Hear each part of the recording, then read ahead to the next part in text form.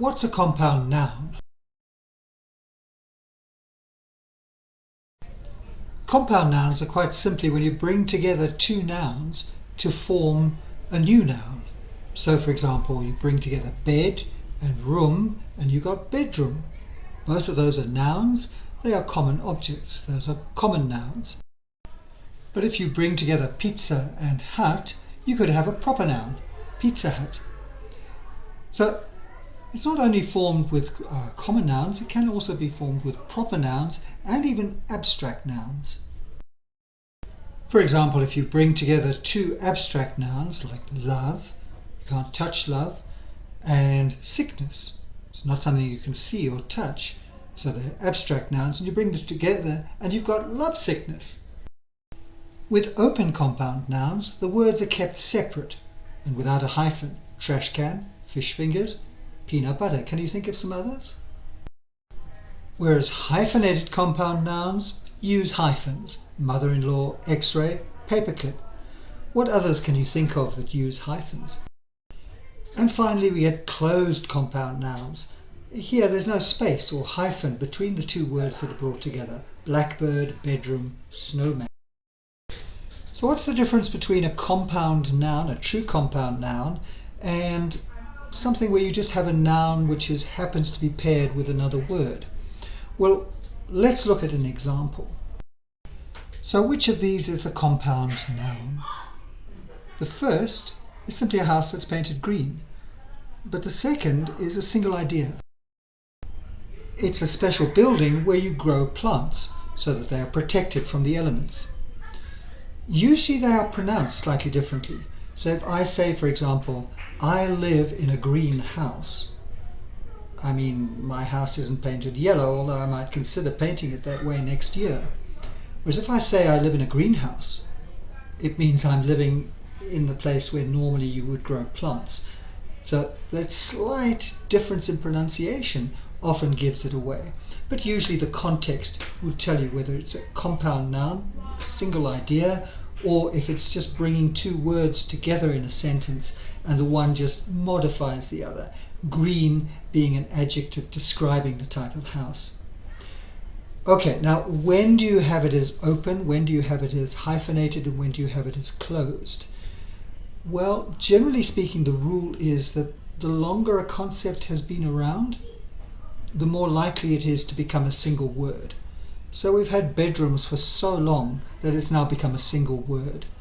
But initially what tends to happen is the two words are used very often together, but they are kept open, they are kept separate words. Then over time you might add a hyphen, and then as further time passes it might become a single word. So the longer a compound noun has been around, the more likely it is to be a single word, or initially hyphenated. So this means that very often you will find people using the two simultaneously. So some people will use it with a hyphen, for example. Some people would use it with a single word. And that, I'm afraid, is just kind of the way it is. There's no hard and fast rule. You've got to look at usage. So how is it commonly being used around you? One way of doing that, I find, is just to Google the word. So if you Google bedroom, you'll find that in most cases it'll be a single word. If you Google mother-in-law, you'll most often find it, of course, with hyphens. So kind of check the usage by just Googling it and see how people are using it most often. But sometimes you'll find it being used in different ways. For example, I Googled hat stand, which is where you keep hats, made up of hat and stand. But if you Google it as two separate words, you'll see that that is also being used. Both usages are correct. And it's simply that one may become more popular over time and the other one might disappear.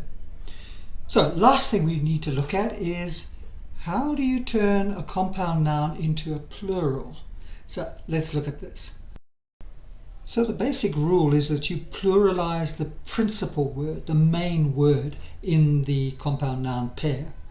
So mothers-in-law, it's quite clear that it's the person, the mother, who's more important, so it would become mothers-in-law.